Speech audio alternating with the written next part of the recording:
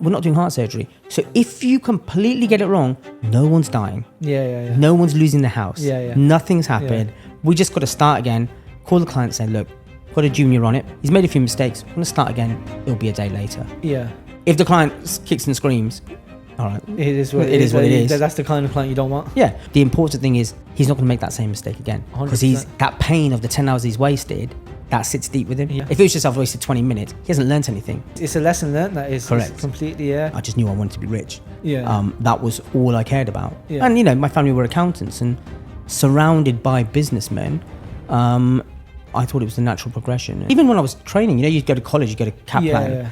I would be there all day studying, come home. And so get home 5:30, 6 o'clock from Birmingham.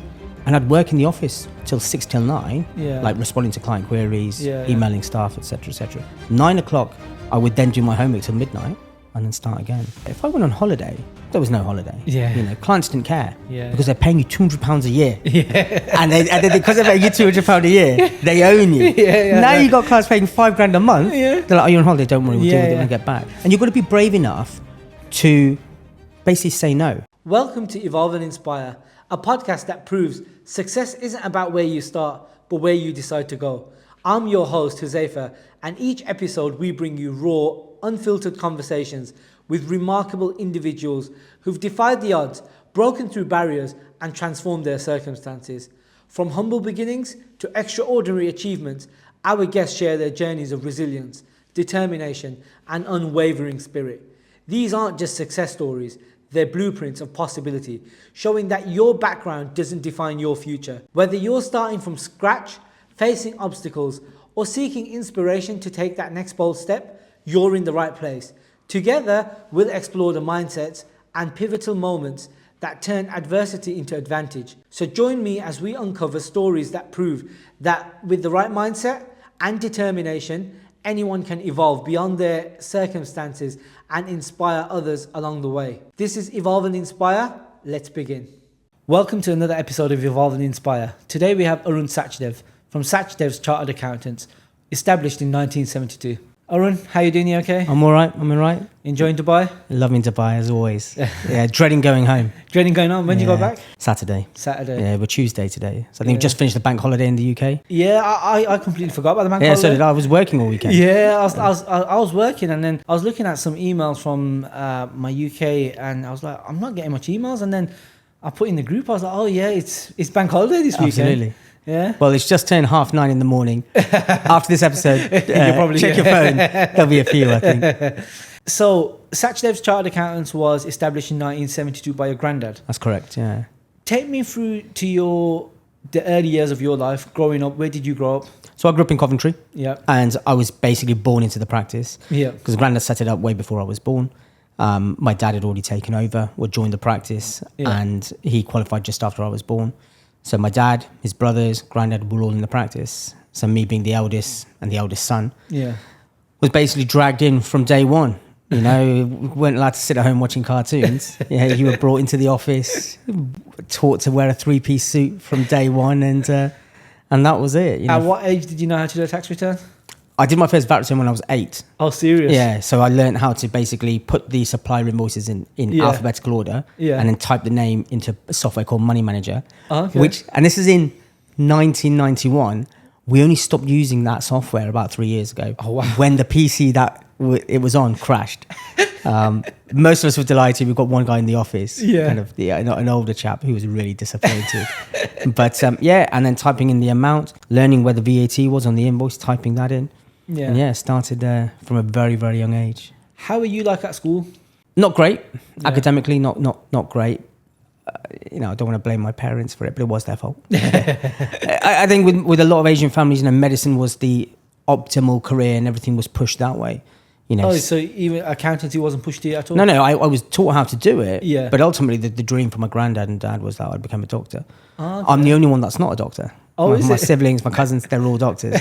I'm the black sheep.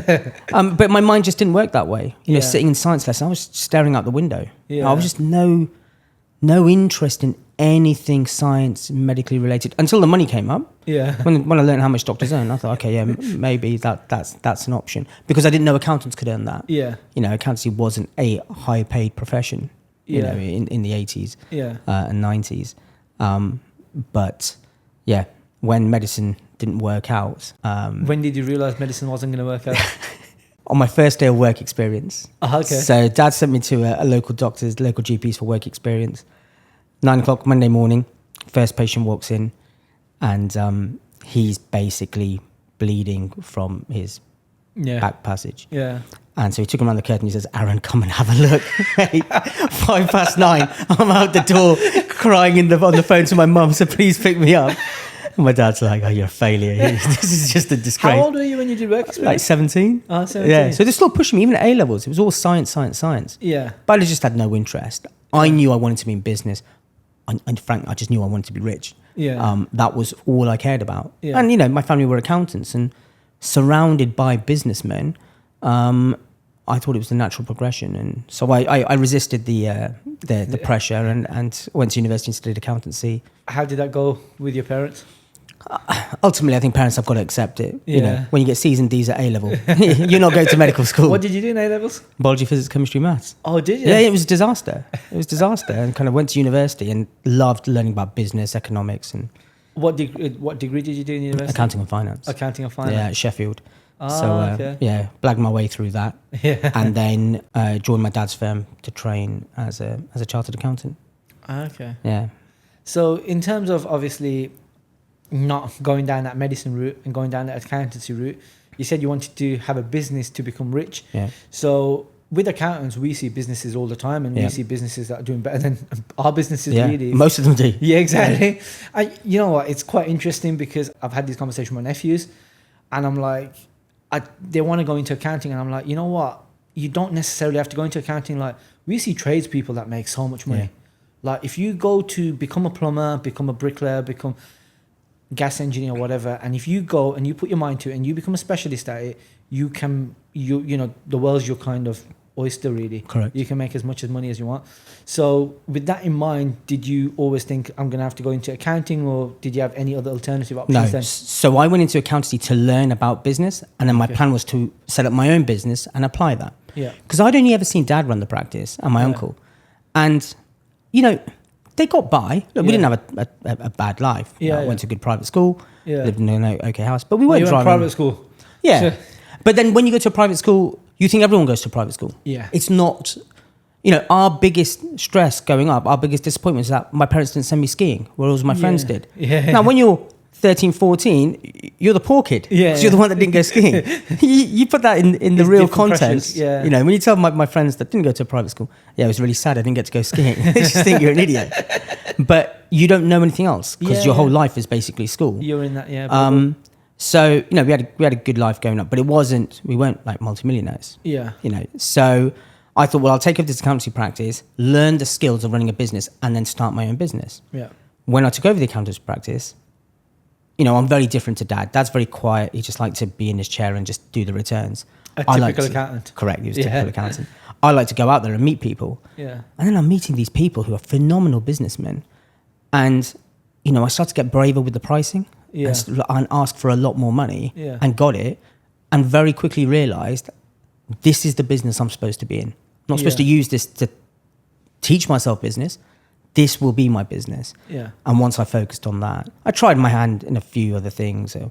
Domiciliary care agency, my parents had nursing homes. I tried opening a members club with a friend, all because I didn't think accountancy was an option. Yeah. But when I knuckled down and realized this is a great business, and all right, I don't love being an accountant. I don't love doing accounts and tax returns. But actually, if I can get people in that do love it and are very good at it, and I can just run the business, then this could really be something. What year was it that you went into practice then? So I joined straight out of university, so 2006, qualified 2009. I finished my exams in 2009. And then, yeah, took over, properly took over 2011, 2012. That was the year I started. Was it? 2012. Yeah. And I remember my first project was actually so the first year was, you know how payroll was old school? Yeah. When you used to just make the payment and at the end of the year you have to make that submission. Yeah. Or during the quarters you make nil submissions. Yeah. And I remember one of my first projects after being there for about a year, well, not even about a year, is September to April. And then April my project was RTI and implementing Yeah. RTI. and I think we were using MoneySoft Payroll Manager. Yeah. We still use that. Oh, do you see Yeah. MoneySoft? Yeah, it's a great piece of software, to be fair. So you know the software I referred to, that the one that we've used from day one, that's also made by MoneySoft. It's called Money Manager. Okay. They stopped developing it in 2000. We were still using it in 2022. MoneySoft was wicked because you had this one guy that was just like a complete genius, and he's probably still there now. That if you ever have any issues, just call him and he'll tell you straight away. Yeah, that's when he used to answer the phone. Oh. He doesn't answer the phone anymore. Yeah, it's so yeah.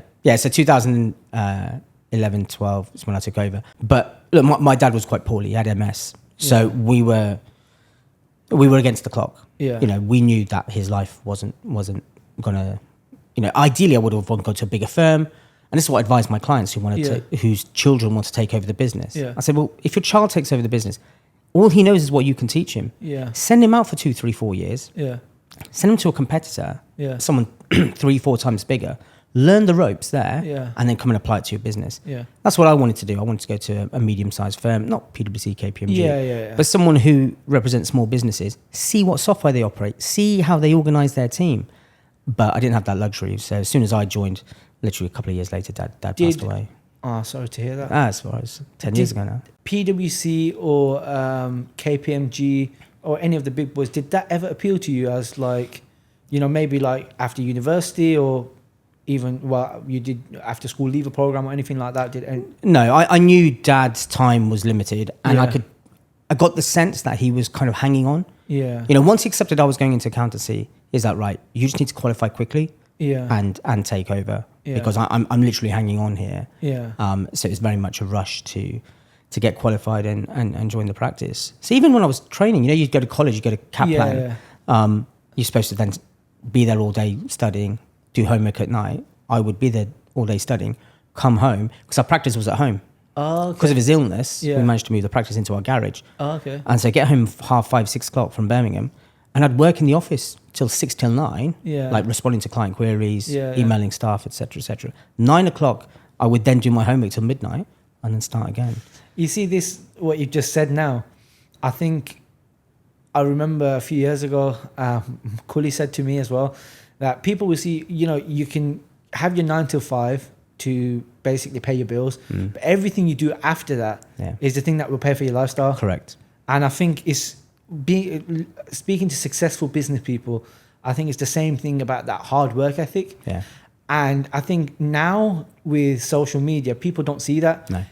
Businesses are glorified, being a business owner is so glorified, Yeah. but there's nothing wrong with being a 9 to 5. Yeah. But people don't see all that hard work, all that things that you've got to deal with after hours, or all that stress you've got to take home about thinking. And how is it that for you? Do you still are you able to shut off, or are you never able to shut off? Is your brain constantly just going? I'd like to think I can shut off, but the reality is I can't. The biggest issue now we have is that there's Wi-Fi on planes. Yeah. My beauty used to be that when, you know, I know you're supposed to turn your phone off, but I'm on the phone until the wheels took off. Yeah. And once my phone went dead, I could stop. Yeah. Now I can't even do that because there's Wi-Fi on the phone. I'm waiting for the Wi-Fi to reconnect so I can keep corresponding, keep working. Yeah. It's a different type of work now. Yeah. It's more working on the business. Yeah. I still look after 4 or 5 clients. Yeah. But you never stop. If you're an entrepreneur, if you're a business person, it's not a job. It's just who you are. It's just your life. It's a bit like, you know, I love Arnold Schwarzenegger. Yeah. And when people ask me, like, how do you just go to the gym every day? It's like, for you, it's a chore. For me, it's just what I do. Yeah. I wake up and I go to the gym. Yeah. It's just natural for him. Yeah. And similar with when you're in business, you can't stop. My wife would love it if I turned my phone off and turned my emails off. I can't. Like, I'm always on, you know. But I'm now better at telling clients no. Yeah. I'm away for 2 weeks. It will wait. Yeah. Yeah. And, you know, thankfully we've got enough clients now. Yeah. If they don't like it, find someone else. When you took over the practice, obviously the practice was home-based. How many clients did you have at that particular moment in time? Was it a very small practice? Yeah, it was a small practice. You know, turning over, you know, a good year would be 120, 130 grand. And Dad used to say to me one day, you know, our wage cost was $4,000 a month. Yeah. You know, we had 4 staff and, Yeah. you know, 15 years ago, minimum wage was quite low. Yeah. That's what we employed, minimum wage staff. Yeah. And he said to me, he goes, 10 grand a month. He said, 10 grand a month, we have to turn over. We do that, we can survive. Yeah. And that always sticks with me now. Because Yeah. even now, 10 grand a week isn't enough. You know, it's more like we need to be hitting £20,000 a week. Yeah. But in my dad's time, 10 grand a month was a dream. But yeah, very, very different. Lots of taxi drivers. Yeah. Because, you know, your clients, they speak to each other. So if you have a lot of taxi drivers and do a good job for them, you're going to get more taxi drivers. It's just referrals, yeah. Exactly. And you breed in the area that you exist. Yeah, yeah. You know? Yeah. And so my first thing was, well, we're appealing to the wrong people. Yeah. You know? But working from a garage is going to have your limitations. Yeah. You can't employ a lot of staff. Yeah. Planning permission only allowed us to have 4 people in there. Yeah. You're not going to attract big businesses. They don't want to go to someone's garage. Staff were minimum wage staff, so they can't do a lot. Did you have high, because of people being on minimum wage at that particular moment in time, did you have high staff turnover? No. Okay. The people we took on were very loyal. Yeah. You know, and 1 or 2 of them are still with us. Yeah. They're not on minimum wage anymore, I'll tell you that. But things had to change. Yeah. And things changed in 2011 when I went to the bank to bank the checks. You know, you get paid by check. Mind you, in the UAE, check is still a very common way of Yeah, you have to being pay rent paid. by check here. Yeah, but people can't bounce a check here. Yeah, That's you the can't, difference. yeah. Over there, back in the UK, you know, most of half the checks would bounce, half of them would be post-dated, Yeah. half of them would be my dad's name. I'm like, he's been gone 6 years. He's still writing it in his name for. But so I went to HSBC to bank the checks, and she said to me, we're closing. I said, oh, what, for a refurb? Because it was a terrible building. She said, no, this branch is permanently closing. Rather than kind of wondering, where am I going to bank my checks? Yeah. I thought to myself, and this is up the road from my house, crossroads site, right next to a train station. I said, what are you doing with the building? And they said, oh, we don't know. Some agent will take care of that. So I spoke to someone I knew at HSBC at Canary Wharf. He found out from the estates division who was in charge of it, contacted them, made them an offer before it went on, bought the building. Okay. Tried to renovate it as it was. Yeah. Wasn't happening. Did you find one of them safes in the? Yeah, we had a vault. Oh, did you have and a so my vault? plan was to make it a feature, maybe the server room, the filing room. Yeah. But it's 3 foot thick concrete. You can't drill into it. You can't. Yeah. And so we tried to take the vault. That just wasn't happening. Yeah. Struggled for ages. And then my builder said to me, he goes, look, to refurb this building to the quality that you want, it's going to cost you 350, 400,000. Yeah. To demolish it and rebuild from scratch, it's going to cost you 600. Yeah. So I thought, let's just do that. Yeah. Mind you, I had no money. Yeah. But put the planning permission in. That took a few years. Also, I'd given HSBC a cash point in the building, so they could still operate their ATM. Yeah. Signed a 5-year lease on that. So when I did get planning permission, HSBC wouldn't cancel the lease. So I'm stuck with them. So I held onto the building for 5 years. But then 2018 or 17, demolished it. Yeah. Built our offices, what they are today. Yeah. And that was the turning point. That is when we went from 4 guys in a garage to 13 top level staff. Yeah. I mean, my team are amazing. Yeah. They wouldn't have come to the garage. It's just a fact. They wouldn't have. 2 of them are from the garage. Yeah. 3 of them actually, but the majority are new, young, fresh, hungry recruits that we've taken on. Got a head of tax, but yeah, we're a different firm now. How many clients do you have now? Depends what you define as a client. Yeah. It's always a tough one. So if you've got a limited company and 2 directors, that's 3 clients. 3 clients, yeah. But so if you look at that, then 1,500. Yeah. But probably about 700 clients. Yeah. Of which majority of them I don't know.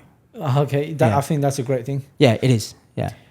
You said, obviously, you mentioned about you working on the business now, as opposed to working in the business.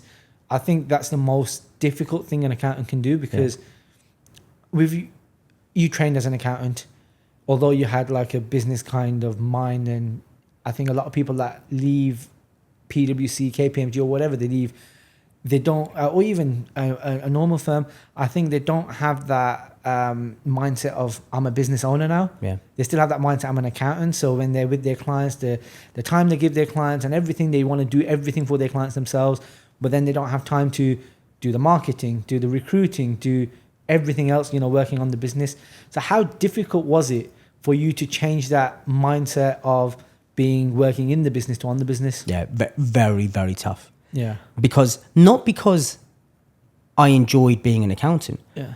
I genuinely believe no one could do the job better than I could. Yeah. So, you've got 1,000 clients. So I have to check every job. for the big clients, I have to do every job because you, and you are not as good as me. Yeah. And I want every job to go out being a 10 out of 10. Yeah. Once you accept that, number one, they may be better than you, Yeah. or if not as good, or even if they're not as good, they're still a 9 out of 10. It's better to produce 1,000 set of accounts going out a 9 out of 10 than 10 going out as a 10 out of 10. 10 out of 10, yeah. You know, it's not going to be perfect. Nothing in life is perfect. Yeah. But once you recruit good members of staff, you empower them and you give them the freedom to basically go and make mistakes, learn from their lessons, and constantly improve by exposing them, saying, you're at the front, you better make this work, rather than saying, have a go at this, but I'm here to protect you if you need. You really see them flourish. And once that started to happen, you know, it got to a stage where now I just call clients and say, how's it going with this person? Yeah. And look, 9 times out of 10, it's all positive. Yeah. When the 1 out of 10 says, yeah, I'm not happy about this, this, and this, I then step in and say, right, you need to focus on this and improve it. I'm not going to do it for you. Yeah. This is what the client's saying. And that's a lot more fun. Watching your team grow and flourish without you is amazing. I mean, I've been here a week and a half. Yeah, yeah. I've had one client email and I'll email back saying, I'm back in a week. I'll deal with it then. Yeah. Whereas, you know, 10 years ago, if I went on holiday, there was no holiday. Yeah. You know, clients didn't care. Yeah. Because they're paying you £200 a year. Yeah. And then because they're paying you £200 a year, they own you. Now you got clients paying $5,000 a month. Yeah. They're like, oh, you're on holiday, don't worry, we'll deal with it when I get back. I think it's just a different clientele. Like, it's very different. It's weird that you get this, but you get people that want to budge you on price, but they want everything and they think that they own you, like you said. Yeah. And then you got people that don't really care about how much they pay you, and they know that you're bringing a value. Yeah. And they're the ones that are more understanding in the sense that you're on holiday, no problem, that kind of thing. Because they're business people. Yeah. They're also business people. It's the guy that's got, you know, a normal 9-to-5 job and he's got one buy-to-let property because he's paying you £200 to his tax return. He's like, I want a response. I'm a paying customer. I'm like, mate, like, off you go. Like, see you later. Like, you're not important to me in that respect. My big clients are important. Look, every client is important. But you've got to have respect on both sides. But you know what? At the end of the day, if someone's paying you, like, look, if you're paying your accountant for £200 for a tax return, you can't expect more than a tax return. Correct. You can't expect, you know, occasionally you might get some advice occasionally, but even then, like, you've got to know that where you are in the pecking order kind of thing. Yeah. If you know what I mean. And you've got to be brave enough to basically say no. Classic one is that he gets 1 property, 2 properties, gets to 5 or 6 properties. He's now in his 60s. And for 5 or 6 properties, we might charge £500 for the return. Yeah. And that's being done by a junior member of staff. Yeah. It's just processing stuff, right? Yeah. Then he says, I'm worried about my inheritance tax position. Okay, you need to book a meeting with our head of tax. He's £600 an hour. Yeah. And then they kind of go, well, I'm not paying that. Yeah. And he's like, well, don't pay it then. Yeah. This is the inheritance tax bill you're looking at. What do you want to do? Well, I want to save hundreds of thousands of pounds in inheritance tax, but I don't want to pay you £600. Yeah. Like, it's just... Do you think the market now, but there's a shift in mentality in the market? Whereas I think, like, the people that you're referring to now that wanted everything for £500, £600, do you think they're the older people? And now that the younger people they just want things done and they value your time a bit more? Yeah. I think social media and packaging makes a big difference. We were in a garage. Yeah. So the perception was low. Yeah. You know, if you see our offices now, if you're coming into our office, you know, seeing the environment, seeing the layout, being offered the drinks that we offer, the speed that we work at, the technology we've got in place, and you think this is going to be a £200 tax return, like, you know, you're not going to walk into the Burj Al Arab and think you're paying for a Premier Inn room. It's the same kind of thing. So when I took over, those clients that could realize this guy's going to change stuff, it's going to become expensive for us, they quickly left. And that was great because that then some of the staff were worried. So don't worry, they're making room. It's like a vacuum. You take the air out, watch what comes in. And the clients that started to come in, you know, do you have like a yearly kind of review whereby it's just a natural thing and you lose clients naturally? They might go somewhere else for whatever reason, but you kind of push some clients out the door on a year-to-year basis where, like... Not anymore. You might just price them out. Like, you might say, okay, this person was a headache this year.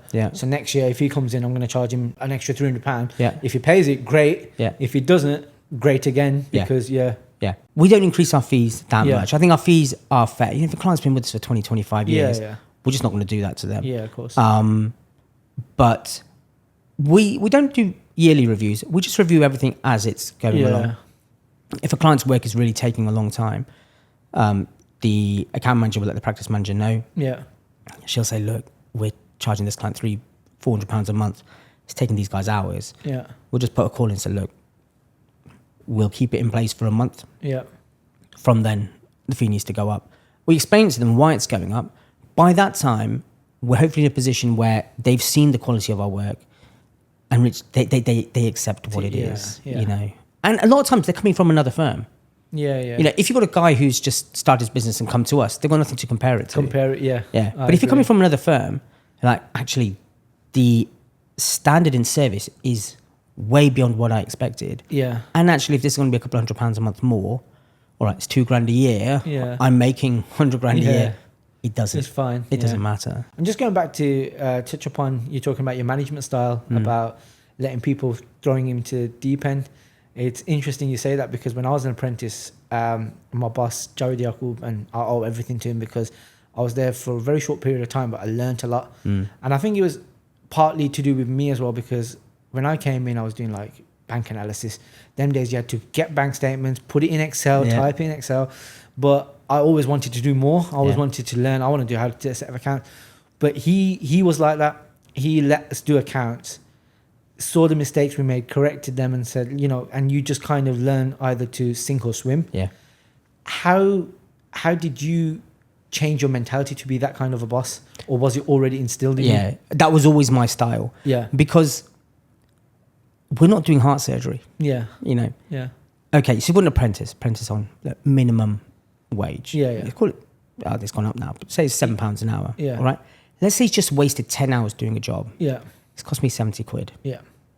Yeah. That's a bottle of Coke. Yeah. You know? Well, not that much, Yeah, but it's nothing. Yeah. You know, in the grand scheme of things, when you're £1 million business, it's nothing. Yeah. But the lesson is for him, he's wasted 10 hours. That's going to hurt him because he's done it wrong. Yeah. And so I want him to make that mistake, or her. In our office, the apprentices are him. But we're not doing heart surgery. So if you completely get it wrong, no one's dying. Yeah. No one's losing the house. Yeah. Nothing's happened. We just got to start again. Call the client, say, look, I've got a junior on it. I've got a junior on it because he wanted it a bit cheaper. So you've got to deal with that. He's made a few mistakes. I'm going to start again. It'll be a day later. Yeah.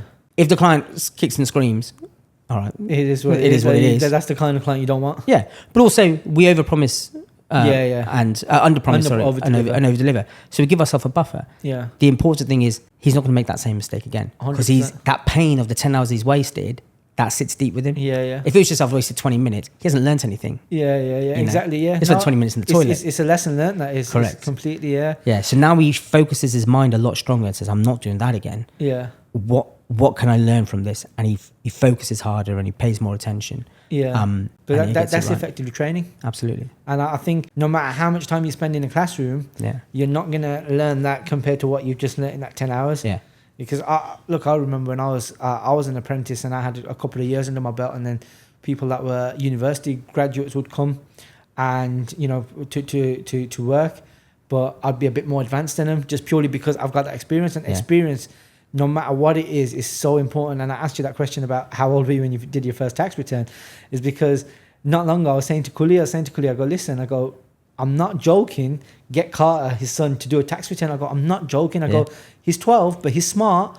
I'm sure you can teach him that. Like, I think I look back, and if someone taught me at 14, 15 how to do a tax return, I think it's like, you know, simple tax return, like pay away dividends, maybe even land and property income. Yeah. I'm certain I'd be able to do it. Yeah. It's not that difficult. No. Yeah. Doing us out of a job here. But no, you're right.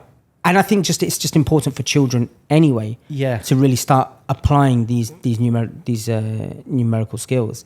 But, you know, taking you back to a point that you mentioned earlier, it is important for us to have these skills. I know a very famous accountant who worked for PwC and then bought a firm. And he had no practical experience. Yeah. He'd worked for PwC, so he was doing a lot bigger jobs. You and they're I can very always specific on. See, like I asked you about whether you ever had that intention of working for PwC, KPMG. Yeah. When I left school, I looked at it, but it never really appealed to me because, and I was blessed in the sense that the apprenticeship that I got, the work experience for the apprenticeship was perfect. It's a small practice, and I learned a lot on the job. But even when I ended up moving to Cully's was asking me the questions, do you know how to do all of this kind of thing? And I had a well-rounded experience. Whereas if you go to PwC, if you go to any of the big boys, you're going to be, okay, personal tax, that's your thing. Corporate tax, that's your thing. Or specific, everything's going to be specific. Absolutely. Whereas you don't have that rounded experience that you get in practice. Yeah. And you don't learn how to market. Yeah. You don't learn how to manage people. Yeah. You don't learn any of the skills that you need for business. You're very good at auditing a footballer's worth who plays for a top Premier League team. Okay, great. Yeah. When in reality, are you ever going to need that skill? Unless, of course, you just focus very niche into that specific industry. Yeah. If you are an expert in analysing football club value, then great. But you can't do anything else. How important was it for you learning all this kind of stuff at a very young age? Like, did that put some kind of work ethic into you at that, being at age of 8 and doing a VAT return? Yeah. Yeah, it's surely like... Do you know what the biggest lesson I learned? And my friends will hate me for saying this. I learned that time waits for nobody. Losing your dad young is a very, very How old lesson. were you when you lost your dad? Dad died in 2015. I was 31, 32. Oh, okay, yeah. So, and my wife was pregnant with our first child. Yeah. And so she was due like 4 months after dad died. Yeah. So it's annoying that he missed out on seeing that. Really sad. But what was I trying to say? A time waits for no one. Yeah, time waits for no one. And that's a big lesson. And I had this argument with my friends. We're all Punjabi. We all love to go for a drink. Yeah. And so we'd meet up Birmingham, 6 o'clock. We'd meet in the pub. The first drink is the best drink. Yeah. We haven't seen each other radius. We're laughing, we're joking, we're taking the mick at each other. Then we have 2 or 3, and we're now at 90%. We started at 100, we're now at 90%. Yeah. 7 o'clock we go to Birmingham boys. So we go to 7, 8 o'clock we go to Ashes. Yeah. Great meal, still good conversation. That's 6 to 10 o'clock. We've now been with each other for 5 hours. Yeah. All right. We're now at 50%. Then they're like, let's go to a busy bar. Now there's too many people. I can't hear. By 10:30, I'm gone. Yeah. I might say my byes to them, but we've all had enough to drink. I'm out of here. Because they're going to keep going till 3, 4 in the morning. Yeah. The next day is a Sunday or a Saturday. They're going to be rough. They're not going to get out of bed till 12. They're going to drag themselves through the day. And I asked myself the question, between 10:30 and 4 o'clock in the morning, where was the value? Yeah. What did you talk about? Nothing. What did you do? Nothing. We just kept drinking. It was just, that for me was dead time. Yeah. And so I enjoy it from 5, 6 o'clock till 10. I see my boys. I'm happy. I've got to go. Because the next day, I want to achieve a lot of stuff. Yeah. And I sacrificed the long, heavy nights out. Yeah. Watching the sun come up and you're just coming in. That was never me. I realised that. Did that ever appeal to you? Not really. Yeah. I did it once or twice and I felt sick. Yeah. When you're seeing the sun come up and you haven't gone to bed yet, that's a low existence. You just think, I'm wasting my life here. Yeah. If I'm going to become the person I want to become, if I'm going to drive the car I want to drive, live in the house I want to live in, and travel the world, and thankfully I get to do all of those now. Yeah. It's not going to happen by me drinking every weekend and partying. I've got to focus on what I want to do. So you're right. Most people focus on the 9 to 5. Yeah. We all do our 9 to 5, but it's the 5 to 9, which counts. When all the team go home and it's just me in the office, and I love it because I built this building. Yeah. So the team leave at 5 o'clock. The practice manager's always last to leave, and I say to her, I'll see you tomorrow. And then I sit and I just sit with my thoughts, and I look out at the glass and I look out all the desks there and think, I built this. This was a dream. I came into this building to bank a check. And now I own that HSBC branch. I demolished it. I built it. I called it Sachdev House. That's kind of 4 tenants living upstairs, barbershop next door. Yeah. And I sit there thinking, this is because I had the vision. Yeah. I knew what I wanted. I was never going to be your 9 to 5, get my pay slip and have the 2.4 children and 1 or 2 holidays a year. That was never going to be me. Yeah. When you went to build Sachdev House, did you ever think that you would be at that age in 2017 having this whole building, or was it further along in your career path or your life plan? I don't know. I knew I was going to do something big with my life. I knew I'd be successful. Yeah. How- Why did you know? How did you know you'd be successful? I just always backed myself. Yeah. Even from school. And it's interesting. I get kind of flashbacks from school because my children, I go to the same school I Yeah. did. And I remember being a kid there, not being picked for the stuff I should have been. Okay. You know, I was one of the better hockey players, Yeah. but I was never the captain. Yeah. I was the guy who would do the team talk. Yeah, I'd be yeah. the guy that would take the warm up, but was never made the captain. I thought, why am I being overlooked? I know I'm the best. Yeah. And I probably wasn't. Yeah. You know, granted, I see my hockey coach now. Yeah. And he's like, you're still cocky and arrogant. In my head, I was. Yeah. And I just thought, if you know who you are, if you know the skills you've got, it doesn't actually matter what anyone else thinks. Because if that's who you are, you need to start your own business. Yeah. Because if others don't see you as the best, if you're in a job, you're never going to get to that level, because if you're not being perceived as the best, if other people don't see you as Yeah. the best, that's it. Yeah. It's all about perception. Yeah. And people didn't perceive me as the best. I Yeah. probably still don't. Yeah. But I did. Yeah. And therefore, the only person who could stop me winning was me, Yeah. you know. So I knew I was going to be, I knew I was going to do well. It's a classic one, Asian weddings. Yeah. The bride and groom always hire a fancy car. And my wife said, what car are we getting for the wedding? I said, I'm going to take my white E-Class Mercedes. Yeah. She went, no, let's get a Rolls Royce, let's get a Ferrari, let's get a Lamborghini. I said, no, because those people know, and this is going to sound harsh, and I don't mean it to, those guys know that this is the biggest day of their life, and it's their one chance to drive that car and be driven in that car and be king for a day. Yeah. I'm going to have that car Yeah. and I'll be king every day. Yeah. And so she was just like, all right, fine. Even when she learned to drive, she said, she struggled with the driving test. Yeah. She goes, can I just take my test in an automatic? I said, no, because one day you might have to drive my Ferrari or my Lamborghini home after I've had a few too many to drink from a wedding. And at the time, she just laughed it off. Yeah. Until I went and bought a Lamborghini. Yeah. And she went, you weren't joking. I said, I was Yeah. never joking. She goes, but nothing was happening which was going, it wasn't like we were on this upward trajectory and that was just inevitable. Yeah. He was like, yeah, but I had it here. Yeah. In here, even when we bought a house, I said, we need to change the garage. So why? Go, Lamborghini can't fit through there. And the builder's like, have you got a Lamborghini? I said, no. But I'm going to have one. And you know, I bought it even before he finished the garage.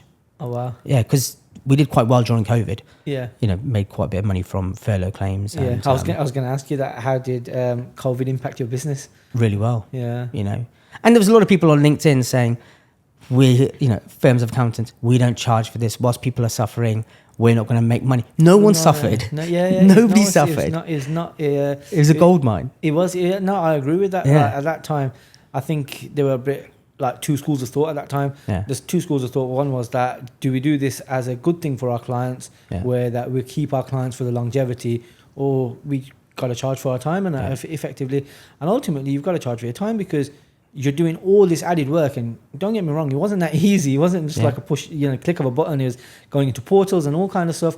And when you multiply that with the amount of clients you've got and the time, you have to charge for it. You can't just not charge for something like that. Yeah. And the easy thing is, clients would say, well, I'm not going to pay for it. Okay, do it yourself.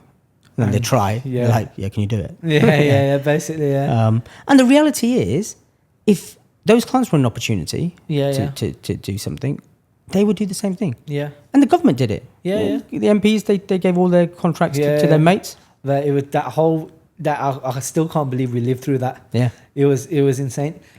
I actually used to still go to the office because I'm a guy that I need routine in my life. Yeah. So like now I work from home predominantly, but then I couldn't work from home. Yeah. It's just like, no, I need to get out of the house. I need to drive somewhere, drive into an office, Yeah. be in my surroundings. I can work. And I was the only one there. Yeah. But it's just that routine. It just makes such a, and I think mentally, if I didn't have that routine, it would have affected me a lot Yeah. more. And look, you got young children, right? I've got one that's 18 months, so I didn't know Okay. she wasn't there. Oh, okay, fine. Yeah, I wasn't even married. Oh, fine. So you'd have been all right. Yeah. I mean, my daughter was 4 and I've got two girls. They were at the time they were 4 and 1. Yeah. We were in a small house, and my wife, and I love my wife and girls. Yeah, but spending all day all night with them for months. Yeah. It was really tough. Yeah. And actually, my escape was going to the office. Yeah. Now, you weren't supposed to socially mix. But my practice manager, she was stressing. She's like, I can't be here with my mum. Yeah. Like, it's too much. So ours was quite big. So both of us would come in. Yeah. I'd be in my room. She'd be in the main office. And actually, it was eerie because you're literally looking out the window and there's no one around. Yeah, the world has died. We had a jury court office then, so I was in the jury court office and it was a shop front, and literally you look outside, not even a single car, and jury court is normally a bit busy. Yeah. And here it was insane. It was nuts. I can't believe we lived through that whole thing. But the funny thing is, where we are now in Dubai, it was heaving. Everything was still happening. Yeah. We were looking at it going, should have moved. And in hindsight, that was the year to do it. Yeah. You know. I think I've been following some people that actually did move. Well, they came for holiday at that particular moment in time, got stuck. Yeah. And it's probably the best thing they've done. Yeah. They got stuck at that particular moment in time. So COVID obviously didn't affect your business whatsoever. It actually improved. When you took over your dad's practice, obviously it's a very old school practice. Probably things in paper, a lot of taxi drivers, you were saying. How did you change your clientele, your client base? How did you do it? How did you go through that? You must have had some fears, because at that time you might have been like, look, all these taxi drivers might leave me, which could be 25% of my business. Where am I going to recoup that 25% of my business? How did you cope with that? No, I never had the fear. Do you know, I never think about it. Yeah. I never think of what might go wrong. Yeah. Look, I told you about the building. Yeah. I built that building with no money. Yeah. With absolutely no money. So the demolition cost like 25,000. Yeah. I managed to scrape that. And then the builder's like, right, so looking about £550,000 build. Have you got the money? And I just went, yeah, don't worry about it. And literally would just scrimp and like, you'd be nuts. To start a building project with no money, no funding, nothing. Nuts. And I basically, when he would want paying, I would ring, visit anyone I knew. Yeah. Anyone. Yeah. If I knew that you had 100 grand in the bank Yeah. and you were just chilling, I'd ring and go, Jose, have you got any money? Yeah. Yeah, I've got 100 grand. Can I have it? Yeah. Now, you and I would have a different chat. You'd be like, well, what security have I got? Yeah. How much interest are you going to pay me? When I'm going to get the money back? I'm not allowed to charge interest. No, of course. Sorry. But you'd want to know what's in it for you. Yeah. And you'd want to know when it's coming back. And is it secure? Yeah. But, there's a lot of goodwill you can build up in an accountancy practice. And some of these people that I borrowed the money from, we'd represent them for 15, 20 years. All your clients? Yeah. So I'd go to them and go, I need 100 grand. Yeah. They're like, what for? So the builder's going to walk off site. Yeah. When do you need it? It's like 10 o'clock in the morning. By lunchtime? Yeah. And he'd be like, okay, give me your bank details and you'll have the money before I get to the office. And the money would be in my bank account. And I'd ring him, I go, I've got the money. I said, you never asked me when you'd get the money back or what interest you're going to charge me. And he's like, I'm not going to charge you any interest. He's like, and I don't need to ask you. Because you've been my accountant for 20 years, or you and your dad have. Yeah. I was nothing when I came to you. Yeah. Our biggest one, my dad met him at 17 in a pub. Said, you're wasting your life. Go and do this, got him a job. Now he's a multimillionaire. And he's like, I can never repay you. Yeah. So here's 100 grand. If you need any more, let me know. Yeah. So I borrowed the money off mum, my uncle, 2 or 3 clients. Yeah. Built it, rang HSBC. So can you come and value the building? They go, yep, it's worth X. I go, can I have £500,000? They go, yep, there you go. Paid everyone off. Back, Like, to do that, I'm not blowing my own trumpet, although your podcast is called Evolve and Aspire. So this should give, but you have to back yourself. I just knew what I was building. Yeah. Nothing was going to get in my way. Nothing was going to stop me. The financial risk I took, you've got to go for it. Did you ever for 1 minute, and I know that you're a very optimistic person and you back yourself, but did you ever for 1 minute think, what if this goes wrong? No. Never. And I've never thought that in any business decision. The problem is we have to borrow from the banks, right? Yeah. And bank managers, and I love them. They're great. It's been my bank manager's fantastic. Yeah. But they're employed people who work for a bank. Their interest lies in the safety and security of the bank. And their question is always, well, what's your plan B? Yeah. And if you've got to make one up. Yeah. In reality, though, there is no plan B. You're not getting any more funding. Yeah, exactly. Sorry, Eugene. But there is no plan B. Yeah. But my track record speaks for itself. Yeah. And I say that to the bank manager. I go, when have I ever failed? Yeah. When have I ever missed a payment? Yeah. When have I ever bounced anything in my entire life? Like, I've built this. That's got to count for something, you know? Exactly. Yeah. And it does. Yeah. When you get a good relationship. Yeah. they've got to tick the boxes. Yeah. But they kind of say, I know this guy, I know his family, I know he's good for it. Yeah. But yeah, I think once you start to doubt yourself, once those thoughts start to creep in your mind, that's when you start to slip. Yeah. You know. Obviously, when you took over that practice, then so you didn't have any fears, but you would have had to change a lot and a lot quickly, because obviously 2011, 12, the landscape changed first for payroll, and business landscape just kept changing even through COVID and after COVID. Yeah. So how has that been in a journey for you, changing your practice? You've built these new offices, and now you've got to get all these systems and processes in place. Yeah. How was that for you? So much fun. Yeah. Yeah, so much fun. Any big change like that, MTD VAT, that was wicked. Yeah, yeah. Because I know if you're a practice owner and you're in your late 50s, 60s, some in their 70s. You don't want that change. Yeah. Yeah. You know that's dangerous. Yeah. I think at that particular age, you're just looking at, look, I've got an asset here. I'm going to get rid of this. I'm going to sell this asset now. Yeah. There's no point for me to go through this change. Yeah. Unless you might have like young staff working for you that are really good, that'll be able to help you through it. But at that particular moment in time, it's like, I've had a good run. Yeah. Let's take the money out of the business now and sell it. Or a lot of them, they just close shop. Yeah. They didn't even want to sell because no one really wants to buy that. Yeah. You know, if you're in your later years, the person who's going to buy your practice is also going to be in their later years. And your clients are probably going to be in the later years as well. Correct. Yeah. So actually, all that business kind of becomes available for people to grab. Yeah. And a lot of those practice owners, they were like my dad. Yeah. Now, look, I'm no spring chicken. I'm going to be 42 this year. I still love tech. I still love technology. But my team, boy, are they good at technology. Yeah. And so when MTD ITSA comes out next year, I know we've got a problem. I know our clients that we charge £500-600 a return for, and I have to say to them, you're not going to be doing your work 5 times a year. Yeah. And they go, does that mean 5 times the price? No, not necessarily, but it might be double. Yeah. Because I've got to do 5 times as much work. But the tech is where we're going to make our money. Yeah. Those old school clients, what are those practice owners going to say? This is what's going to happen. How are you going to do the work as well? Exactly. Yeah. If you're doing everything on Excel and stuff, got old systems, you're in big trouble. Yeah. And so I'm really looking forward to that. I know it doesn't sound nice, but I'm looking forward to watching the suffering. Yeah. Because it's a dog-eat-dog world. Yeah. And I'm looking forward to people saying, my accountant can't handle this. What is the competition like in Coventry? There's no competition. That's not anything to do with accountants or Coventry. I just don't believe if you're fighting for the lowest price, then there's competition. Yeah. That's the problem, though. I think with practices, I think generally when people do come out of practice and set their own practice up, they think that I'm going to get into this market and I'm going to do it by undercutting someone else. Yeah. Like, for example, I might be working, let's say, taxes, for example. I'm charging £1,200 and taxes are charging £1,200, but I'm going to leave this practice and I'm going to charge £800. Yeah. But the actual fact is that you're going down to a race to the bottom because someone else is going to do that work for £600. Yeah. Someone else might even do it for £400. Yeah. But this is the kind of client you want, and this is the client you're attracting. So these are the clients that are not going to be loyal to you either. Yeah.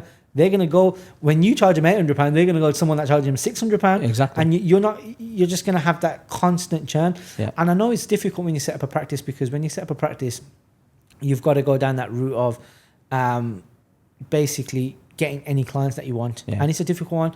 When I first set up a practice, and it's still kind of there, like my private work, I was 18, 19, and I went down that route. And if I had to do it all over again, it's completely different now. I'm going to be exclusive. I want a small number of clients, but I'm going to give them a lot of value, but I want to get paid for that value. Correct. Rather than having 1,000 clients giving me £500 a year, that is not like, it's just hard work, if you know what I mean. And they want everything, and they want everything instantly. Yeah. So but you've still got to put food on the table. Yeah. So when you're starting out, you've got no income. You've got to take it. Yeah. And I always say taking over my dad's practice was a blessing and a curse. Yeah. It's a blessing that I had a good client base to start with. So that foundation was there. Yeah. And good team. Yeah. More importantly, a good team. Yeah. I don't think enough accountancy owners give enough credit to their team. Yeah, 100%. But mine are amazing. Yeah. So good team and good clients. But I also took on a very difficult mentality from the team and from the clients. Yeah. So Whereas you start from scratch, you get to set your culture from day one. Yeah. So this is who we are. But if you've never done the job before, if he's your first client, no one's going to pay you what you're worth. Because you haven't proven it. Yeah. So when I said there's no competition, I didn't mean that we're the only firm there. Yeah. There's hundreds of firms. Yeah. But there's no firm like us. Maybe one or two. What sets you apart? I think our value proposition. Yeah. You know, we don't outsource. Yeah. Everything's done in our office. Yeah. And we employ on personality. Are you averse to outsourcing or No, we have tried it. Yeah. We have tried it. We just think that, you know, we're very proud where we're from. We're a British firm. We're based in Coventry.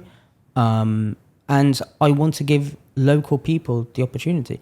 Any supplier I use, I will only use local people. Unless I can't get it, you know. So my IT company, they're local. Printing company, they're local. I want to improve my area. I make sure our building is probably the main site in the village. Yeah. You know, I want to make sure it looks beautiful because it's not just representing me or my company. It's representing the area. Yeah.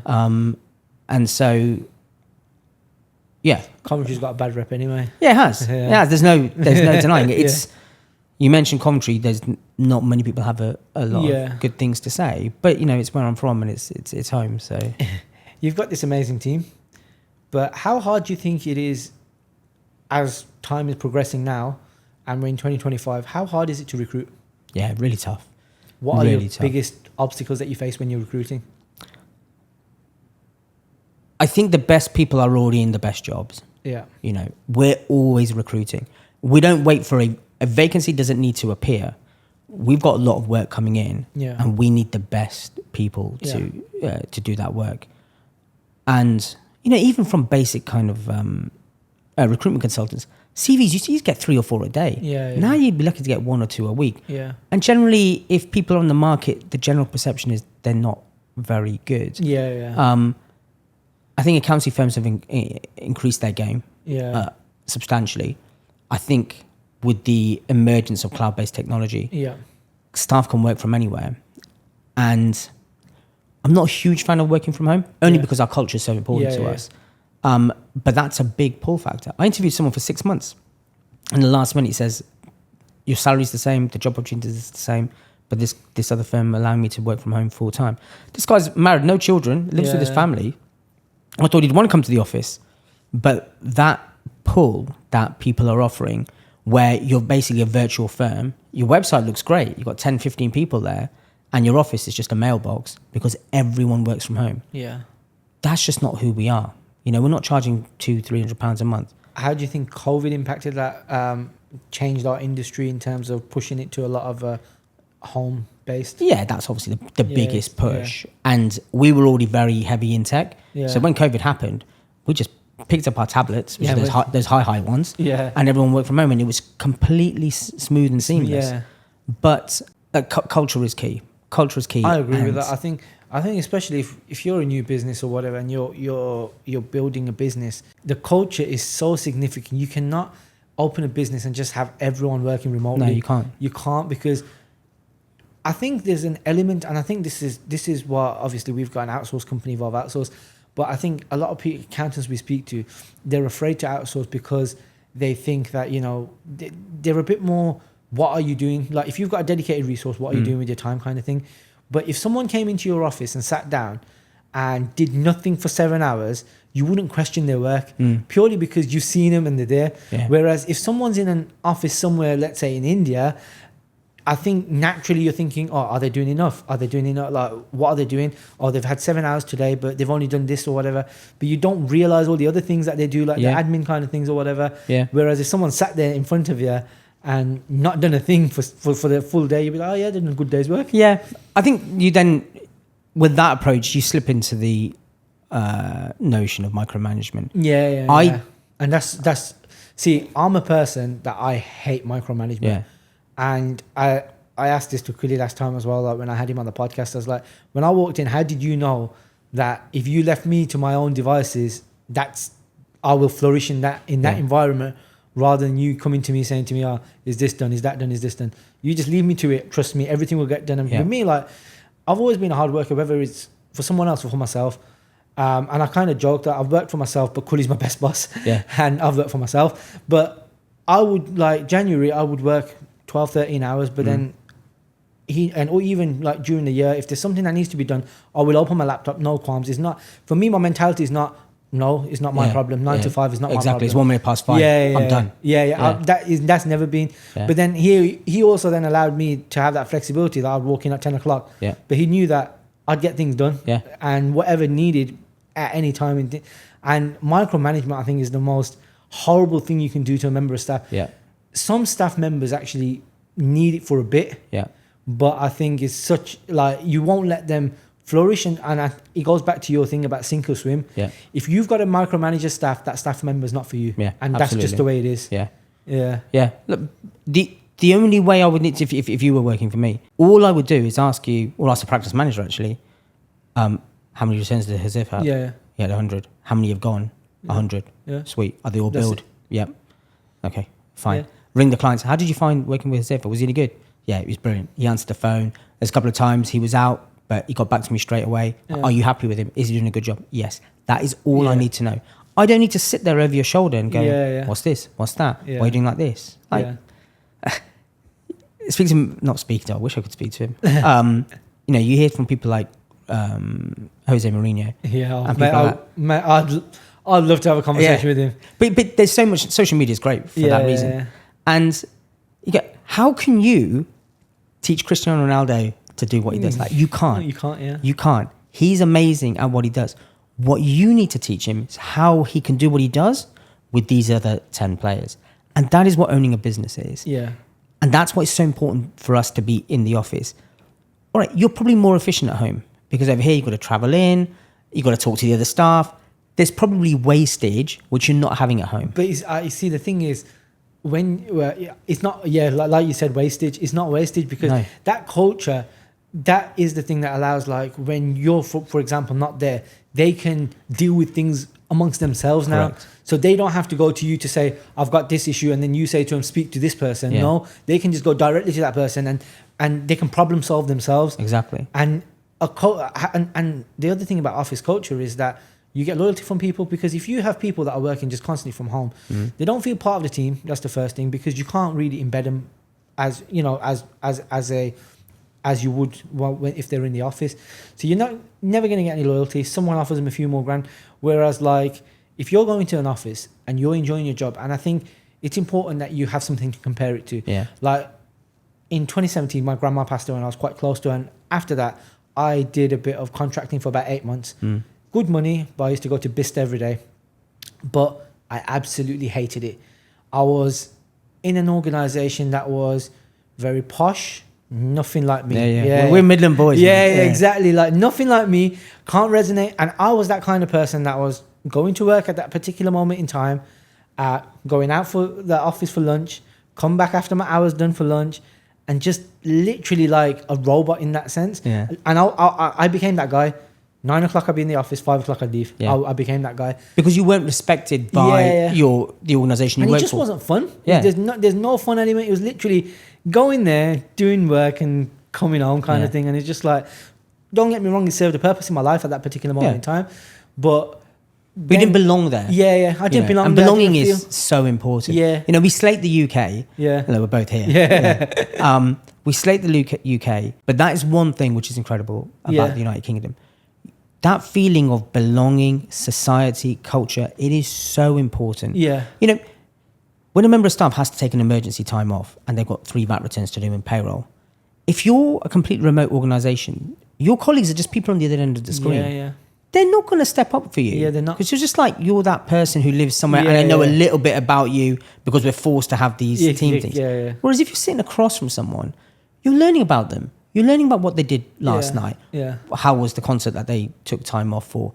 What kind of music they're into? Because everyone's got their music on in the office and we're laughing, joking. And so when you need your colleague, they're there for you. Yeah. Whereas if everyone's behind a screen, you're just a number. Yeah, and that's the thing, like, you build relationships and it's such a nice thing. Like, for example, I got a colleague called Jack and he's like quite junior and he was with me at Tax Assistant. I kind of took him under my wing. He was actually a Kickstarter and became a really, really good. But now, like, if I need anything, I can just message him like, oh, can you do this for me? Or this post is going to come.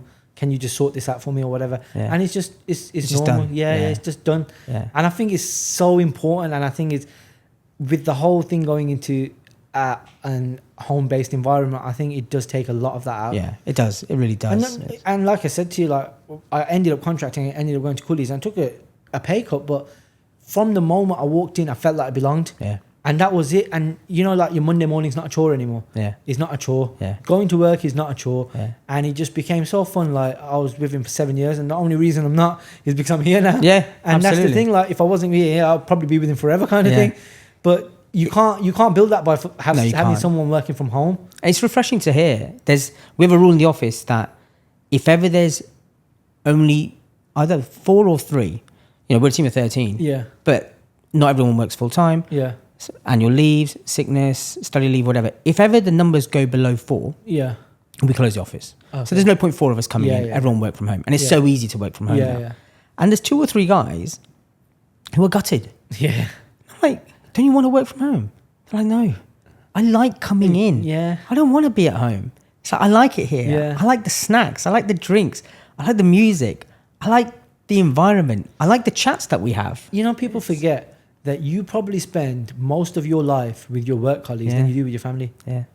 Because every single day you're with them together 7-8 hours a day. Yeah. Bear in mind, you go home, you're probably going to sleep another 7-8 hours. Yeah. So You just eat there and yeah, sleep there. Yeah. But yeah, they are the people that become your kind of family. correctly. Yeah. They're probably sometimes you're closer to them than you are. Then you are. Yeah. But yeah, 100% right. So now that obviously tech is changing the whole industry, do you know much about how tech is in the UAE at the moment? I heard the only reason I know this was yesterday I was with Eamon, and obviously that's his industry.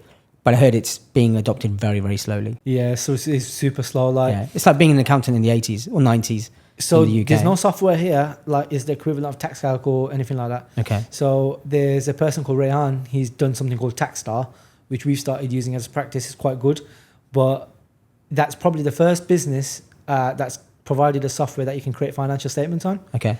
So you know how in the UK, and this is so new to me, like you have to do things on Word here. So like you get your trial balances from your bookkeeping software. So you have Xero, Wafig, Zoho, whatever, and you've got it manually entered into Word. Okay. It's not like an account. Because you got to type it out. You got to type it out. And then where do you send So those? insane. Where do you send the accounts? You don't need to send the accounts. You only have to fill out boxes like you used to with okay. like a VAT return before. Yeah. So accounts here, corporation tax return. You don't have so TaxStar is the only software at the moment that does for CT 600 equivalent basically. Okay. Whereas it won't create financial statements if you're a small entity. Yeah. So it's only getting adopted at the bigger side. Okay. So it's well behind. Okay. But they're still looking to do e-invoicing next year. But I think even that's going to come in slowly. Yeah. But like it's a different world out here. Yeah, that's crazy. But then I don't think it's that important for the UAE government at the because moment it's not. Yeah. like tax is not a huge revenue generator, whereas in the UK, all the tax comes from that. Yeah, all the money comes yeah. from. So this system needs to be really slick, What's your opinion on the recent changes in terms of the budget and the taxes? mate. Don't get me started. It's so painful. Yeah. It's so painful. I was having lunch with Reza, and we were sitting outside bra tucking, Yeah. and we looked out and we said, there's no tax here, yet it's safe, it's clean, everything is beautiful. Yet in the UK, I worked out how much tax I pay, and it's in the hundreds of thousands. We put VAT, PAYE. Yeah. Well, the PAYE is not mine, but the employer's NI is. Yeah, employers My NI, income yeah. tax, my corporation tax. Yeah. I'm well into 6 figures in tax. Yeah. And what do I get? Nothing. There's no return on investment. I'm unsafe. Yeah. The weather's awful. Yeah. Look, I'm from Cov, you're from Birmingham. Yeah. You must see the state of Birmingham at the moment. When did this happen? I don't know. And that, you know what? I always sit there and I try thinking out of it. Was it during COVID and after COVID? Because if I think back, pre-COVID, the UK wasn't that bad. No. It wasn't what it is now. Like it's just had a sudden decline. And the way I look at it is, a government like any other organisation should be run like a business. Yeah. So you're effectively taking money off a taxpayer. You've got to spend that wisely like a business. And there's so many black holes or whatever, and whatever it is, but it's like it won't make a difference whether blue are in charge or red are in charge, it does not make a difference. No. It does not make a difference. But I think the most frustrating thing at this moment in time is how much small businesses are getting penalised. Oh, massively. Because like the NI changes, for example, Yeah. it's just so significant. Like you're going from a director salary, if you don't want to pay tax and NI, from 758 to £416, I think it is. Yeah. Just like, what, Well, what's the point? even the employers and I did a calculation the other night. Obviously, wages are going to be due at the end of this month. Yeah. Our apprentices, kind of minimum wage staff, Yeah, they're all yeah. going to go up. When they go up, everyone else is going to knock on. So I've kind of drafted out what April's Yeah. payroll bill is going to be, plus the NI, Yeah. and okay, the allowance has gone up a little bit. £10,500. I'm going to be about £45,000 down. Yeah. Like, people don't earn £45,000. Yeah, I'm yeah. just going to I'm going to lose that Yeah. just by this Labour government's introduction. Yeah, yeah. On top of that, obviously corporation tax has gone up. Yeah. But the Tories did that anyway. Yeah. But I've got 2 kids in a private school. Yeah. You know, the fee used to be, for the little one, the number would start with a 3. For the big one, it used to start with a 4. Yeah. So I'm thinking between 7 and 8 grand a term for both Yeah. of them. Yeah. I got a letter from the school. Obviously, VAT has now been introduced, so it's gone. Then now figures are starting with a 5. Yeah. But it's the business rates bill. Unfortunately, the school that I send my kids to, they've got the most valuable land Yeah. in the country, apparently. Yeah. So they're the biggest school that are going to suffer with the highest rates bill. The headmaster sent a letter out. The fees for next academic year, starting September 25, the first number was a 7. And I just closed the email. In my head, I'm like, it says 7.5. You know, we're talking £22,000 per child. I got 2. Yeah. So next year, I'm in for 44 grand worth of fees. And on top of that, you're paying that extra, and now I'm paying extra tax. See, this whole private school thing. So I saw a whole completely different perception of it. Like me, look, I'll be honest with you. I don't really. I didn't go private school. I don't think I would send my child to private school. Well, to be honest, I'm here anyway, so it's a bit different. You have to send them to private school. Yeah. But I think the thing is, like, so I've got no no allegiances to anything. But I look at it and I think, hold on a second. You as a taxpayer now, you send your child to private school. You pay all these taxes, which go to the schooling system. So why do they have to pay VAT on top of that? Yeah. Why do you have to suffer and pay VAT on top of that? Yeah. When you're already paying for the schooling system, that you're not even using. Yep. So you're then saying, look, I'm not going to use your schooling system. I'm going to go private school instead. Yep. Fair enough. That's the price I'm going to pay. But then all of a sudden you've got to pay another extra 20% on top. Yep. I genuinely think that's very unfair. Yeah. It's generally stupid. painful. Yeah. Yeah. It's painful to watch. And on one hand, you think, okay, well, hopefully these idiots will only be in government for another 3 years. Yeah. But if they're not, and also even if the Tories do come back in, or someone else comes in, how often do we see them reverse decisions? You know what it is? I think at this moment in time, the country has gone so much to pot in terms of economy that I don't think there's a way to salvage it. No, there's not. And I don't think the Tories will do anything different to Labour. Yeah. Maybe relax certain things when it comes to businesses. But again, I can't see I think there's just so much money that is in that black hole or whatever. Yeah. Or just getting sent to Ukraine and things like that. But Yeah. this is my most annoying thing about the UK tax system, that you're sending money out everywhere, but your own people are suffering. Yeah. And I see, like, people, working class people, if you think about it, rent, let's say they can't afford a mortgage or whatever. Yeah, your rent is probably on a 3-bedroom in Birmingham, probably about £1,200. Your council tax is an extra £200. Your gas and electricity is about £300. So you're looking at £1,700 and then £100 for your bills. Let's say your phone, TV, £100 to £200. That's nearly £2,000 a month. Yeah. That's without even putting food on the table. Yeah. That's without anything else, and that's not even affording any luxuries, any holidays or nothing at all. Yeah. And then all of a sudden, what happens is, like, both parents have to work, and even when both parents have to work, I don't think, like, I haven't even factored in a car, petrol, or anything like that. Yeah. So even when Takeaways, holidays. Yeah. And it's just so depressing. And Yeah. it's just like, the thing is, I had this conversation with someone the other day, and we were talking about how the UAE, and he was saying to me, he goes, he's been here about 5 years, and he said, everyone keeps talking about global inflation. He goes, don't get me wrong, UAE is not the cheapest. So my opinion of the UAE is that you can live here as cheap as you want, as expensive as you want. If you want to go have a meal for £500 a steak, you can go have a meal for £500 a steak. If you want to go have a biryani that will serve 4 people for £1.50, you can do that as well. It's literally like that. And it's good quality. Yeah. Mate, some of the, like I went the other day to Karachi Darbar I think it was on the outskirts of Dubai, and you walk in there and it's just, you feel like you're in Pakistan, that kind of thing. Yeah. But the food is just so good. And you're like, £5 for 2 of us. And that's it's great. Nothing. Yeah.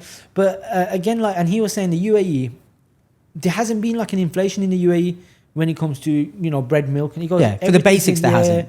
There hasn't. Yeah. Whereas in the UK, and when I first moved here in June, I'm a guy that shops in Heron and B&M, and I love them shops.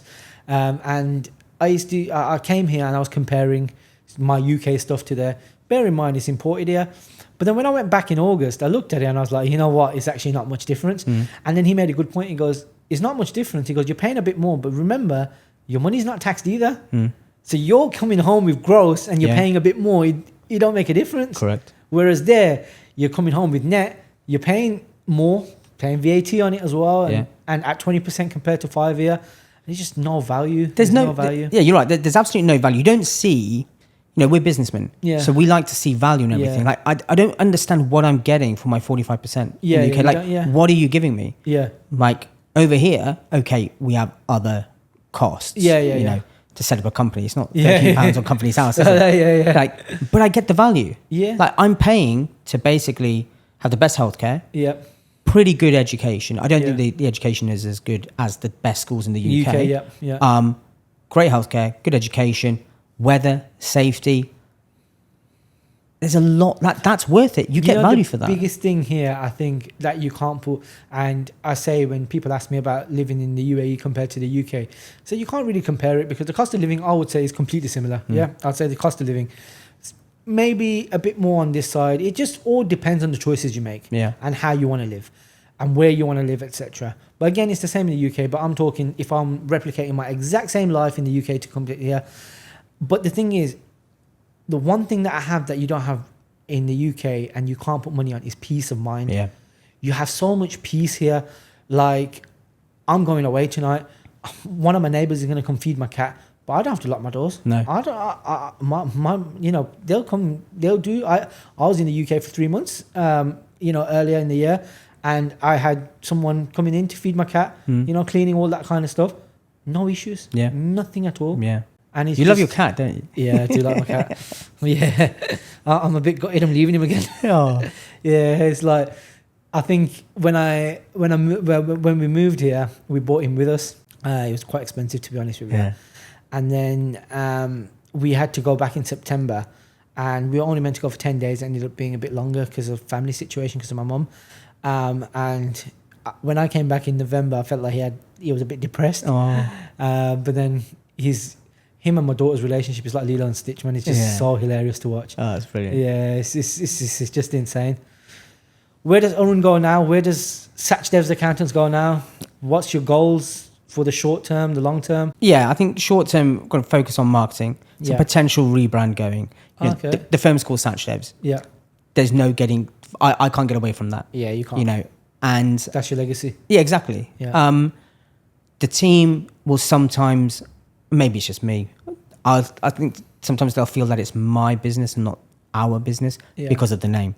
Potential rebrand. We specialise in dentists, so we've got a separate arm called Dentatax.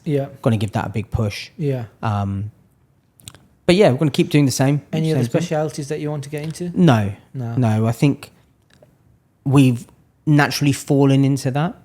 I'm never a fan of choosing your niche. I think it's a difficult one. Look, I think there is choosing a niche, but I think history tells us, like, for example, if you were maybe about 10 years ago, for example, if you position yourself as a locum doctor kind of specialist or IR35 specialist, one law change and your whole practice just goes to... Correct. But I believe in niching. I just don't believe in choosing a niche. I don't think you can go... It comes to you. Exactly that. Exactly. Like, I fell into dentistry. And it just grew. I didn't choose one day I'm going to be a dental specialist. Yeah. It just happened. Yeah. I started to get loads of dental. I think, look, like with the size of your practice, you could have so many niches because before niche became a thing, and I think shout out to Reza for that. Yeah. But before niche became a thing, I think everyone had this practice book of various different practices, clients. Yeah. And you've had that much experience over the last 10 years or 12 years in that practice that you can niche. You could say anything is your niche. Like Absolutely. You've had like a digital marketer for the last 12 years. You know how to do everything in that industry because you've learned it with him. Yeah. So now you can niche into that as well. Yeah. I think when you do a very specific project, I think you should shout it from the rooftops. Yeah. Because people want to see what you've done. I think Yeah. social media is a big part of that. For you and your business, you can say, I've taken this business from the UK, this guy with his family, and we've moved them here. Look, I wasn't a fan of social media. I wasn't a fan of LinkedIn because I used to go into LinkedIn and people just bragging. Yeah. But I've had to learn to embrace it. Yeah. And I've had to kind of bite that bullet and say, I'm going to have to start doing all this. I'm going to have to start putting my face on video. Yeah. I used to be a private life kind of guy. Yeah. But that's just the way the world has gone now. Yeah, exactly. And people buy off things like this. They want to see it. Yeah. They want to see who you are.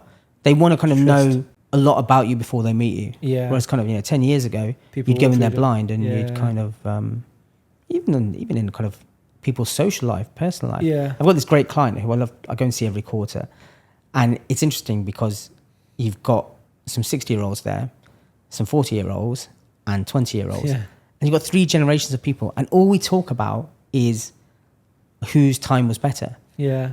And I look at the 20-year-old generation now. I think you've got it terrible. Like, you don't meet people. Like, you basically meet people online. You socially vet them.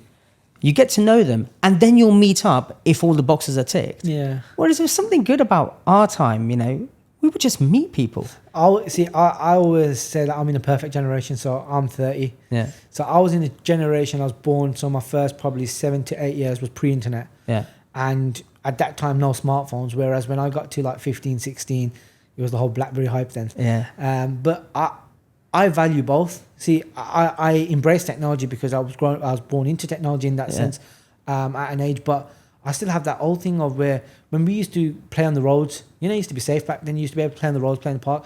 People used to come knock on your door, and you say your mum and dad's there, and then you have this one like person. Like I used to be that goody two shoes kind of thing, So I'm the one that has to ask the parents, like, is Ismail allowed to come out today? Yeah. And it's just so nice. Like we used to stay out until sunset. Yeah.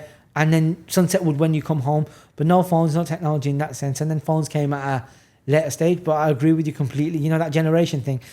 I like the generation that I was born in, although I wouldn't have mind being in the generation before you either. Yeah. Because I think, we have these conversations all the time, like with 14, 15-year-olds, and there's a friend in our gated community, and I was having a conversation with his kids.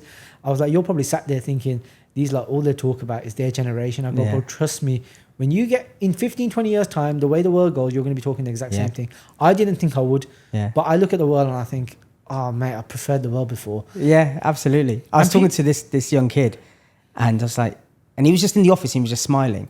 So what are you doing? You messaging a girl? Yeah. He went, yeah. I said, do you know what we used to do? I said, you'd have to go to a bar and a nightclub.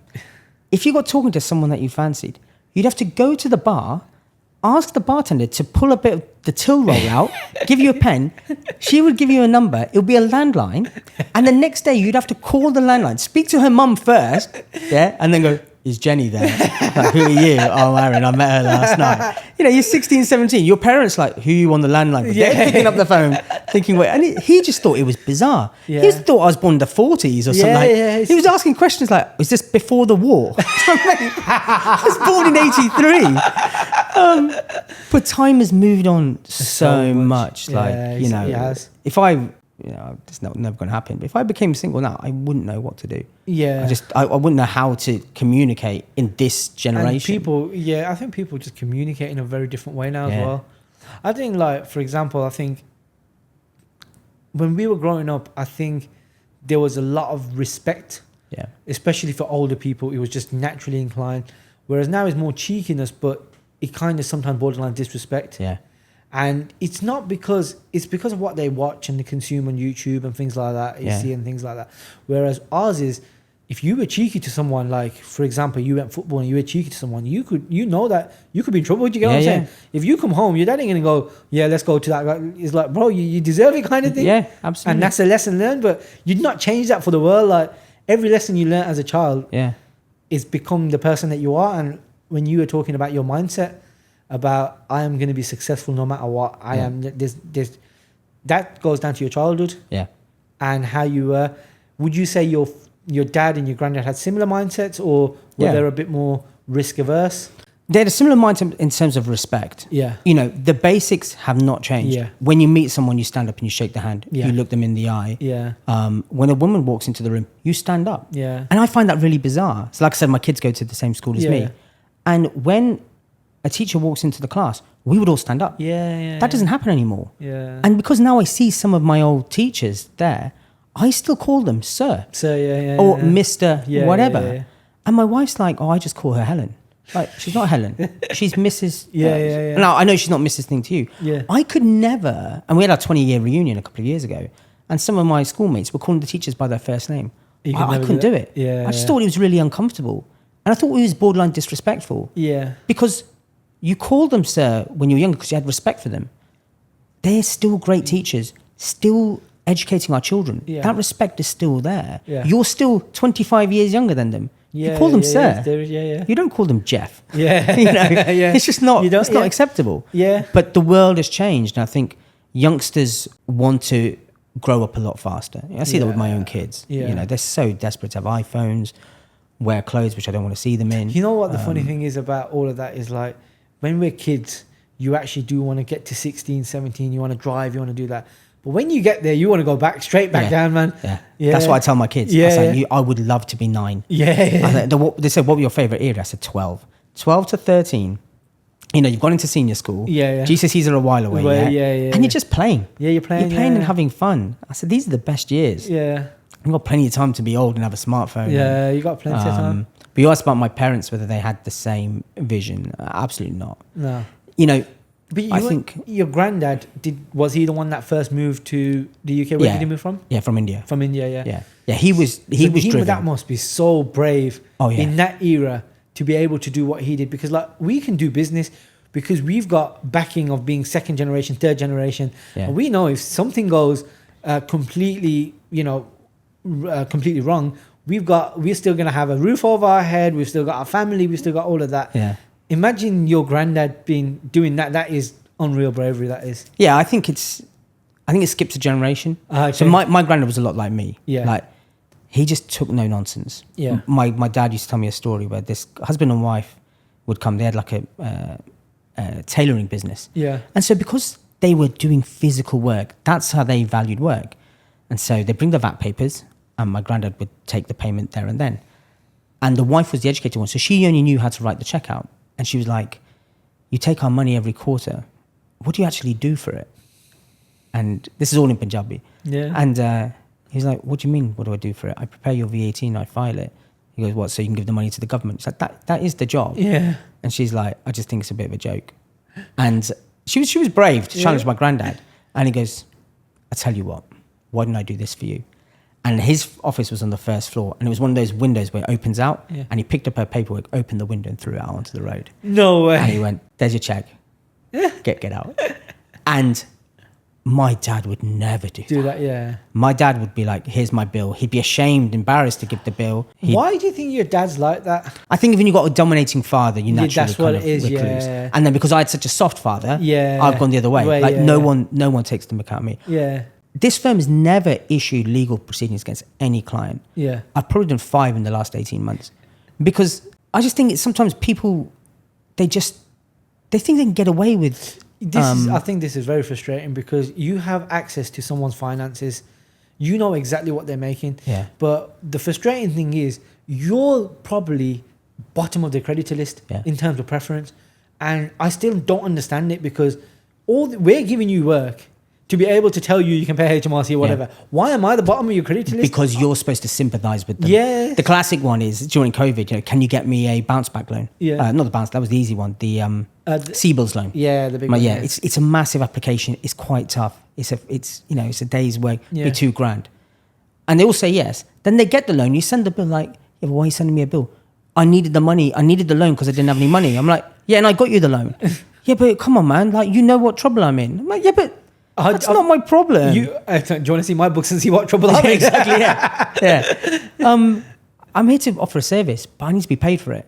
And actually, and I've got a friend who he's like top accountant at a big four firm. And, you know, he said to me, I said, what lessons can you teach me? He goes, number one lesson, which I learned from my senior partner at BDO, he said, never let a client's problem become your problem. Yeah. And it's so, when you're in small business, we love our clients. You do that. You naturally just do it. Yeah. But if you take that home, and I was speaking to a school friend of mine, his dad's a judge, a family judge. Yeah. And I said, all day, you effectively, it's not your fault, you're seeing families torn apart and you've got to decide where the child goes. How do you live with it? Not like he's doing anything wrong. Yeah, but how do you do that? He goes, at 5 o'clock, I can physically switch my brain off. Yeah. Like a pediatric doctor. Like, it must be the best job in the world when you're saving these kids. Do you think your brain is always just functioning no matter what time? It's just going 100 miles an hour? Yeah, but on me. On you? Yeah. And I've learned that. There's times. Do you think that's like ADHD basically? No, I don't think so. I don't think so. I think like I've got ADHD, but I've never been like diagnosed. I'm self-diagnosed ADHD. Okay. Yeah, but I think I think if someone put that label on me when I was a youngster, it would have held me back, but it's never held me back purely because I like it. And I think... But what are you thinking about? Just literally what next? What should I do next? Yeah, that's just driving ambition. Yeah. And the other thing is like when I'm doing tasks, sometimes I'm in the middle of something. I need to do this. Yeah. And as I've got older, I've had to start writing things down to make sure I do it like that. Yeah. My brain is constant. Mate, Yeah. I like if I go to sleep at night and I wake up to go to the bathroom, I will wake up and a lot of the times I will not go back to sleep for another hour. Yeah. Because my brain will be like, oh, what should we do now? What should next? But that's beautiful. Yeah. Where I think people suffer is when you're waking up going, Mr. Khan's tax return hasn't gone. Yeah. I need to do that penalty appeal. Like that's dangerous. Yeah. And if you constantly like, look, nothing's perfectly smooth. Yeah, I've had to do a couple of jobs since I've here because I've had clients screaming. Yeah. And it's my fault. Yeah. And I'm like, right, I can't have that employee mentality where I'm on holiday. Yeah. I had to all yesterday. I worked. Yeah. You know, didn't go to the pool, didn't see the wife and kids. Yeah. Like, but if your time is being spent on developing your life, where like this is going to happen next, I'm going to do this. I need to get rid of that client. I need to take on this employee, whatever, for the betterment of yours and your family's life. Yeah. I think that's amazing. 100%. Yeah. I agree with that. Because that's what it's all about. Yeah. You know, we're born and we die. Yeah. And actually, what you do between those two moments, no one's going to care about you in 100 years. This whole thing of legacy and... Yeah, this is the thing. So when I moved here in June, I think the biggest thing that I feel as an accomplishment for myself is not setting up business or whatever. It's the fact that I don't miss anything with my daughter. Yeah. And from basically when she was 6 months, when we moved, I've not missed a thing. Yeah. And I'm always there for them constantly. And I think that no matter what happens, no one can put a price on that. Yeah. And so did your parents, were they all the things that you were doing at school? My parents were just hardworking. Yeah. So my mum was, don't get me wrong, my mum was traditional in the sense that she worked 9 till 12. So she worked in the preschool that I was at, so just like playgroup. Yeah. But my mum would be home way before my dad's home. Okay. So she's traditional in that sense. She'd be home when we go home from school. Yeah. She used to look after my grandma as well. So it was that. But my dad was just a hard worker. My dad, no sick days for like the majority of his life, no sick days. He's making up for it now. But he would not take a sick day. Yeah. He's just driven. He worked at Rover. Yeah. He worked as a gas. He closed that down, and then he worked as a gas engineer. And even then, they did like little businesses. Like they used to send parcels to India. Yeah, they're hustlers. So used to be, yeah. And they used to like do plugs, like thing, and it's insane that that's the kind of thing we grew up watching. Yeah. So it's just hard work, pure hard work, and we appreciate. I would not change my childhood for anything because I think where I grew up, how I grew up, I didn't grow up in poverty or nothing like that. It was just a case of I had to work for what I wanted. Yeah. So if I wanted new football boots and we had this parcel business, what used to happen would be like I had to do Excel spreadsheets. So I was like 8, 9, and I had to write down, this is who we collected the parcel from, this is who he's going to, this is the parcel number, and this is how much kg it is. and then put it in Excel. And we used to have like our house would be full with all these parcels. That's and then awesome. someone would come collect them and then ship them, and they'd go to India. So ship them parcels to India. And I think it was like, But do you reckon that's one of those triggers that made you an entrepreneur? It's one of those 100%, things. 100%. My mum's dad was an accountant, although like he was in India. So he came in 2002, and I was good at maths then. And he asked me, he goes, "Oh, what do you want to be?" I was like, "Accountant." And it just turned out to be that way. I was just like, but I think growing up seeing your parents work hard is massive. Yeah, it's important because like at the end of the day, like that's what shows you the roles of your parents. Correct. But it's hard to change that mentality. Yeah. The reason I asked is because my dad never saw me do anything extracurricular. Yeah. Because he was always working. Yeah. And so my thing now... Same. My Yeah. dad, like football, my dad was not really interested in football, more Yeah. interested in cricket. He'd play with me in the back garden cricket and things like that, Yeah. which are memories that are quite fun. But when I went football and things like that, my dad wouldn't really come. He'd take me swimming Yeah. on a Sunday morning, 7 o'clock, he'd take me swimming. Yeah.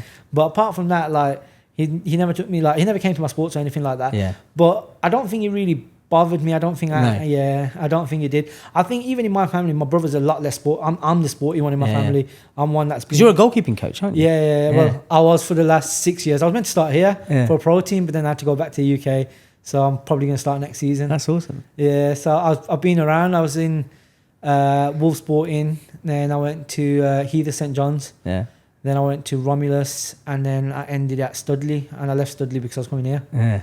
But it's I think the biggest thing I loved about it is just the competitive nature. Yeah, yeah. Because it's men's football. Yeah. Being in that dressing room, the social element and everything is just... That desire to win. Yeah. And that's wanting the to be thing. part of a team. That's it.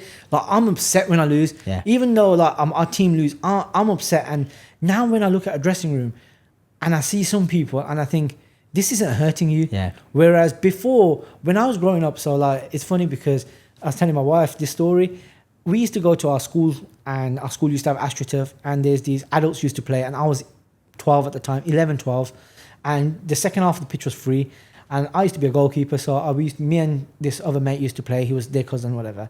And then one day, they've said, they were a man down. They said, come on, then you can play in goal. And I played in goal that day. I played really well. Yeah, you played the game of your life. And I played with adults. Yeah. So I think that was important for me because I used to be with adults playing adult football from 11, 12, 13, 14, 15. Yeah. And it allows you to toughen up. It makes you do all of that kind of thing. And I had that, I think... The old school mentality is about winning, whereas now it's not. It's this whole taking part that counts kind of stuff. And if I go into a dressing room now and I look at a dressing room and I think, you're not hurting. Yeah. Granted, don't get too high with your highs and don't get too low with your lows. But it's got to hurt you for a bit, at least for a day or two. And then when you come into training, let's get the spirits up for the next game. Yeah. But that's got to hurt. Yeah. And it doesn't, I think it's a generation thing. 100%. My eldest daughter, she's a fantastic swimmer. Yeah. So she swims for a club where we live. And it's a throwback. These are 8-year-old girls and boys. Yeah. And we got an email in February saying basically you're on a 6-week warning. You've got till the 31st of March to hit these targets. Otherwise you're out. Yeah. Simply as that. Simple as that. And on the next training session, all the parents are a bit sketchy because you weren't sure if you were the only one who got the email. Yeah. And one parent I'm fairly close to, she just kind of comes up to me. She goes, so, did you get any emails from the club? I went, yeah. Did you? She went, yeah. What did yours say? I said, we've got 6 weeks. She goes, we've got the same. And she said, I think it's disgraceful. I went, why? She goes, you can't treat 8-year-old kids like that. They're just here to swim and have fun. So no. This is a competitive swimming club. Yeah, it's a club. They're here to win races. Yeah. If you're not good enough, what are you doing here? Yeah. Well, it's good for the kids to get along and have fun. And I was like, no, you're the problem. That's the different thing. That's the social, go swimming Exactly. socially. Yeah. If you want to do that, go to a play centre. Yeah. Go to a play group. Don't join a competitive swimming club to make friends. Yeah. Like, so I said to my daughter Amelia, I said, you better buck your ideas up. Yeah. And she something switched in her. Yeah. And then on the flight here, I got the email saying she's been moved up to the next level. Okay. And I showed her, that's what happens. When you're competitive, when you have the drive, when you have the desire to win, something changes in your head. Yeah. That mentality changes. Like I said to you about my mates and going out. Yeah. None of them have their own business. Yeah. For them, it was the weekend, it's time to let loose. For me, it was... Have fun, catch up. Correct. But I need to focus my time in winning. Yeah. In making my life better. What, so you've got to a certain stage now. What does winning look like for you in the next 5 years, 10 years? Oh, just time with the kids. Time with the kids. You know, they're then about to be 9 and 6.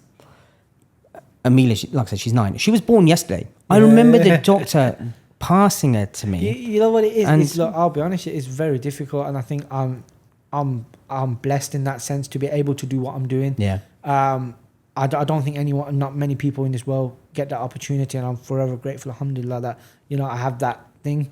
Yeah. No one else, I don't think many people would have that opportunity, because when you have a child, you have to provide for him as well. Yeah. And on top of providing for him, you have to spend time for him as well. Yeah. And you just hope that you spent the last 9 years trying to provide for them, that they do grow up and they appreciate that. Yeah. And but I even if think they don't, yeah, like, you've got to know that you've done your best. you've done your best. Yeah. So 9 years already been. Another 9 years, she's 18. Yeah, she's yeah. off to uni. She's gone. Mate, That time don't talk about things like this, man. Nobody's you know true. what? I have these thoughts all the time, Yeah. and it's the worst thing, man. Like, for example, now my daughter's at that age where she'll put a hand out and she want you to think. Yeah. And I say to my missus, I'm like, mate, one day is gonna come when she's not even gonna need that, man. Yeah. She's not gonna put a hand out, man. Like, Do you know what you'll do then? You'll have another one. Yeah. And it's funny because, like I said, I've got 2, and the eldest, I can't wait for her to grow up. Yeah. Because she's my, like, sporty, fiery. Yeah. She's the one. Because I know our youngest, I know we're not having any more. I keep her as a baby. Yeah. And I'm yeah. like, when she talks like a baby, I'm like, don't stop. Like, keep being my baby. Come to daddy. Yeah. But the times will change when they won't want that. Yeah. And, you know, I have my dad's voice going on in my head, and you've Yeah. probably got something similar, where, you know, it's a Wednesday afternoon and she's got a swimming gala, and I tell the practice manager, right, I'm off Wednesday afternoon. Yeah. And in my head, I hear my dad telling me, what do you mean you're taking Wednesday off to go and watch a child swim? Yeah. Like, yeah, that's what my time is for. That's what the business is for. The business is there to serve me, to give me the time and money. That's it. It gives you the freedom. Correct. That's what exactly it's there what for. it is. It allows you the freedom. Correct. To do Whereas what you want. Our parents' generation, they were slaves to their businesses. That's it. And I'm not going to be a slave. Yeah. That's a great point to finish at. Thank you very much. No problem. I've really enjoyed this. Same. Yeah. Thank you for joining us on another inspiring episode of Evolve and Inspire. If this story has moved you today, remember that every great journey begins with a single step. And sometimes that step is simply believing in the possibility of change. To our listeners out there facing your own challenges, remember, your current circumstances doesn't define your future. Every person we feature on this show started exactly where you might be right now, at the beginning of their journey. If you've been inspired by today's conversation, make sure to follow us on all our social media platforms that we will tag below. And don't forget to subscribe to never miss an episode. You can also join our community and continue these conversations by visiting our website. A special thank you to our guest for sharing his remarkable journey with us today. Your story will undoubtedly spark hope and motivation in countless others. Until next time, keep evolving, keep inspiring, and remember, it's not where you start, it's where you choose to go. This has been Evolve and Inspire. I'm your host, Huzaifa. Thank you for listening.